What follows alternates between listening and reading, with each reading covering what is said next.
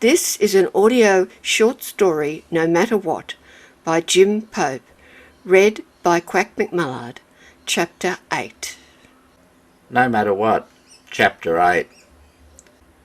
It was just after midnight when Paul quietly gathered his clothes and made his way out of Lizzie's bedroom to her lounge room, where he dressed and then sat on the lounge and wrote her a note. It read, "Dear Lizzie, sorry for leaving without saying goodbye, but I will be flying out at the crack of dawn and I still have a few things to do. I hope to be back in a few weeks, and if all goes well, maybe we can pick up where we left off. Paul." Paul went back into Lizzie's bedroom and just stood there in the doorway, looking at her in the dark. He could just make her out in the moonlight, lying on the bed. As he stood there, he wondered whether he'd ever see her again. He quietly made his way out of the house to his car. He let the car run down the road for a few hundred metres before starting it and heading home. Once home, he had nothing much to do other than go over the plan for the later part of the morning and try to get some sleep. The alarm went off at 5 in the morning and he was out of the house by 5:15, heading towards the airfield. By 6 he was in the air heading for Darwin. It was going to be a long flight, 10 or 11 hours, depending on the weather, with a stop for fuel at Longreach. He had never flown for more than an hour before, so it was going to be a challenge of concentration and endurance. The first part of the flight was busy, dealing with air traffic control and navigation, but after an hour or so it became just a matter of keeping on course and flying straight and level. At the altitude Paul was flying, he could see so much. At first, houses and development, but after a few hours, that gave way to large expanses of bush. Paul landed at Longreach ahead of schedule, thanks to a tailwind for much of the flight. He filled the plane with fuel and stretched his legs for a few minutes before taking off on the final leg of the trip, which would hopefully get him into Darwin by 4 in the afternoon. The terrain had changed dramatically. The countryside was a lot browner. Not quite a desert, as there was some greenery, but not much. As he flew along looking out the window, he thought to himself, "I'm glad I'm up here and not down there." Eventually Darwin came into view and things got busy, talking to air traffic control and navigating himself to a small airfield on the outskirts of Darwin. Once on the ground, he filled the plane with fuel, as well as organising a parking location and paying for all the fees and charges. A taxi took him to a nearby motel. He was exhausted from the flight and long day, which is something he would have to monitor, as all the days from now on would be long and hard. Fatigue could lead to mistakes, and he knew it would only take one mistake for this whole endeavour to fall apart. The next day Paul got a taxi and asked the driver to take him to a second-hand car yard.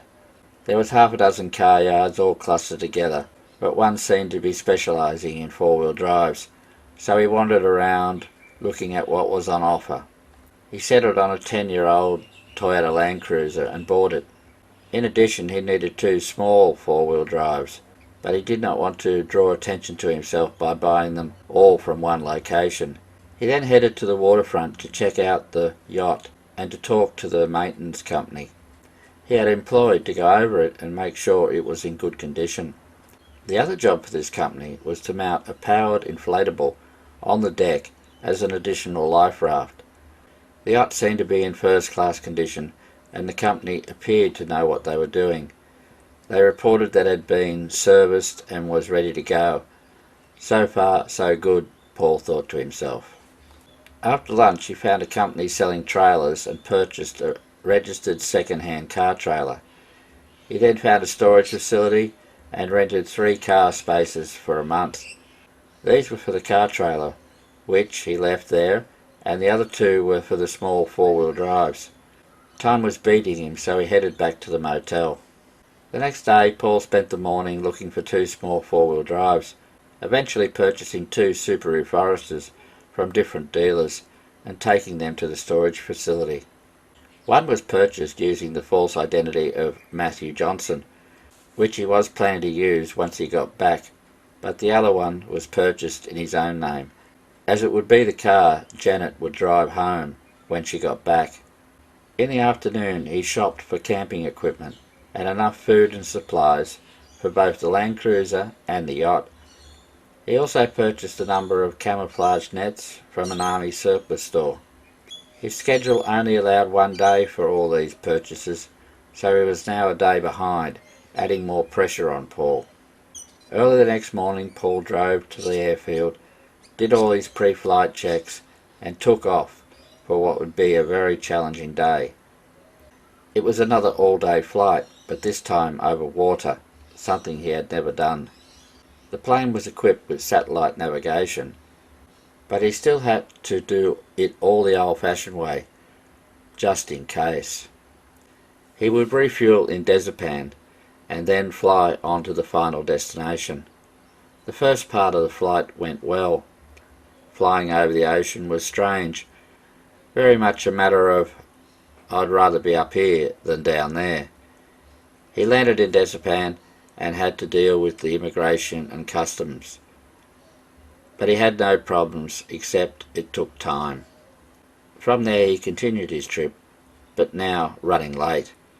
Luck was with him as a tailwind kept him on schedule, and he landed at a small airfield just outside the capital, just before dusk. Immigration and customs in this country were not as helpful, and some money needed to change hands before he had all the appropriate paperwork stamped. He found the nearest motel and stayed the night. He was well off the tourist route, so the motel was less than well equipped, but it did not matter, as he was exhausted and just needed to sleep.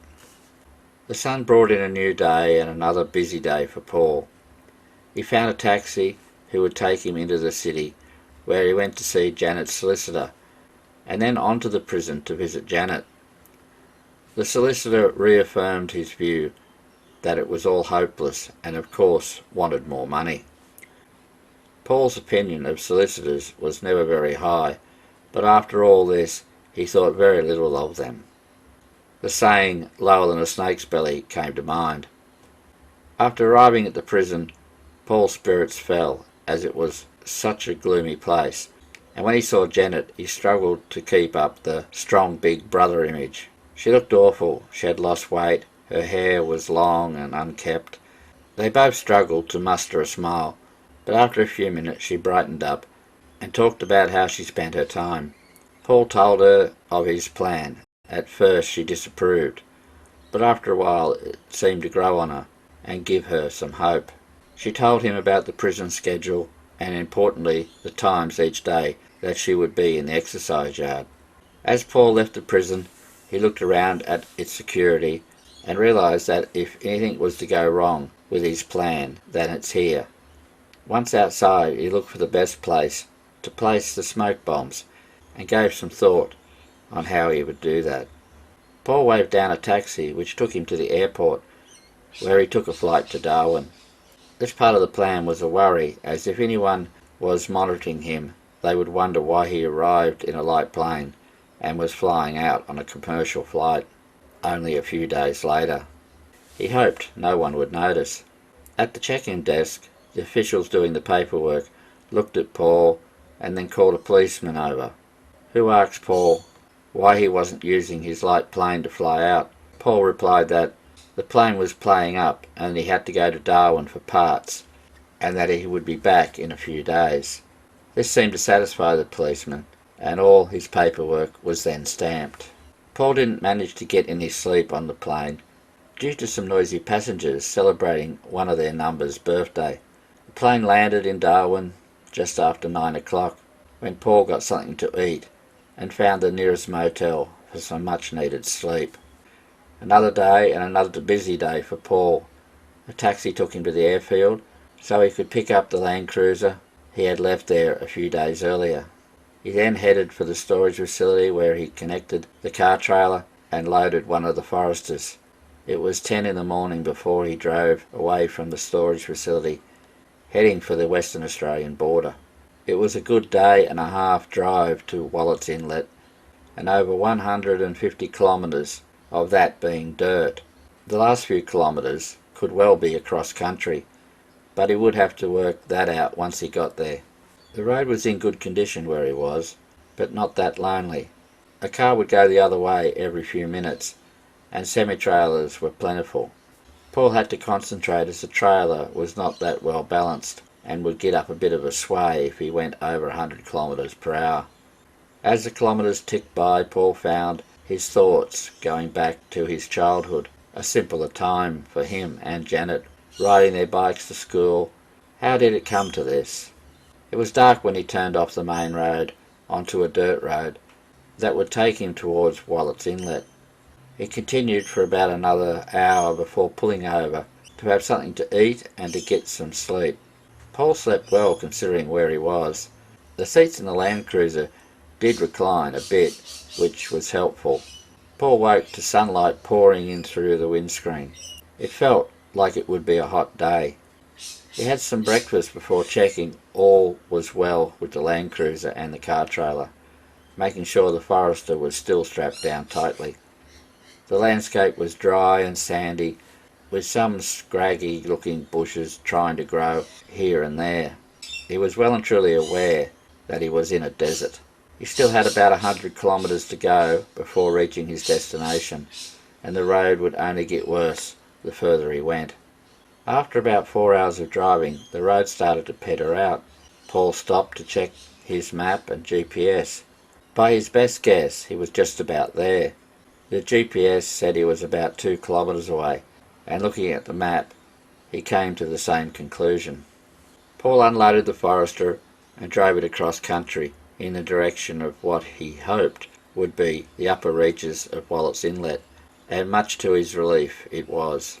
He parked the Forester near a small group of trees, got his backpack out of the car, and then covered the Forester with a camouflage net, pegging it down to the ground as well as tying it to the vehicle. He walked the 3 kilometres back to the Land Cruiser, using a compass to guide him, but he didn't need to, as the Forester had left noticeable tracks in the soft ground, which were very easy to follow. He turned the Land Cruiser and trailer around, and once back on the track, he stopped, got out and tried to hide the track left by the Forester, but not those left by the Land Cruiser. He then set out on the return journey to Darwin to collect the other Forester, and to do it all again. This was taking longer than expected, and by the time he returned from delivering the second Forester, he was 2 days behind schedule. Before setting sail, Paul had a few things to do. He sold the Land Cruiser and trailer back to the dealers. He only got half what he paid for them, but something was better than nothing. Using his laptop, he paid all the outstanding bills and credit cards. Any money still remaining in obsolete bank accounts was donated to charity, so it would make it harder to trace back to him. He placed all the obsolete IDs, credit cards and bank accounts into a bag and hid them in the secret compartment in the yacht. All now was in place for Paul to set sail. As Paul sailed out of Darwin Harbour, he felt uneasy. Sailing was something he did not have a lot of experience with. Yes, he had done a bit of sailing, but never alone, never at night, and so much of his knowledge was book-learnt and not gained from practical experience. He allotted plenty of time to get to his destination, as he knew that his inexperience could cause delays. Once out of the harbour, he set a course west-northwest and just sailed the boat. Luck was with him, and sailing was easy going, with the wind at his back. After a few hours, the wind turned around, and he had to work hard, endlessly tacking.